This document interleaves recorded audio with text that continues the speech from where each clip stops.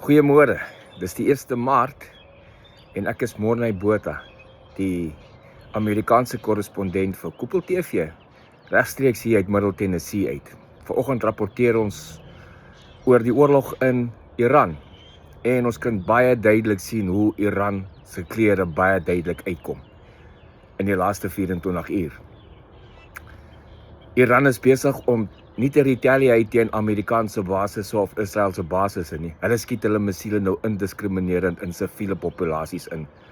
Al die buurlande rondom hulle, nie net Israel of Amerika nie. Nou, hulle claim dat hulle aanval aan die lande wat die Amerikaners en die Israelies support. So nou skiet hulle missiele in Dubai in drones in Qatar in siviele geboue. Dit wys jou maar net die stand van die Iranse Ayatollah regering. Dis al wat hulle ken, is terrorisme. Hulle ken iets anders nie. Hulle kan nie op 'n grondvlak met soldaat oorlog maak nie. Hulle moet wêreldterrorisme dryf. Dis wat hulle doen. En in die hoop daarvan dat hulle die populasie van die omgewing sal oorreed om hulle regerings of hulle weermagte te vra om oorlog te stop. So dis maar hulle poging, dis hulle finale poging nou om beheer te behou. Op die oomblik is die Iranse regering besig om te val, heeltemal te val. Gister se stryk wat die Ayatollah uitgehaal het omtrent 40 van sy topleiers saam met hom uitgehaal.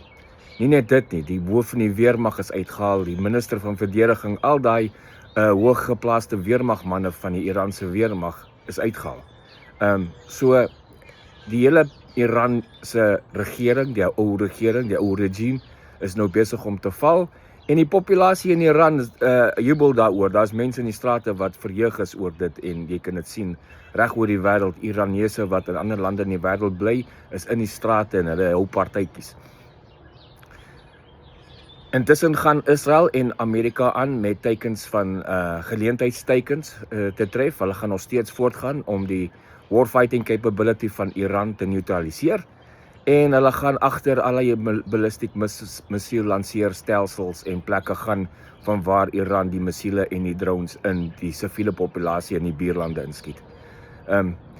Hierdie val van die Iranse regime gebeur vinniger as wat ek gedink het en vinniger as meeste mense gedink het en ek vermoed ook dat die oorlog gaan nie so lank uitgereik wees soos oorspronklik beplan het nie.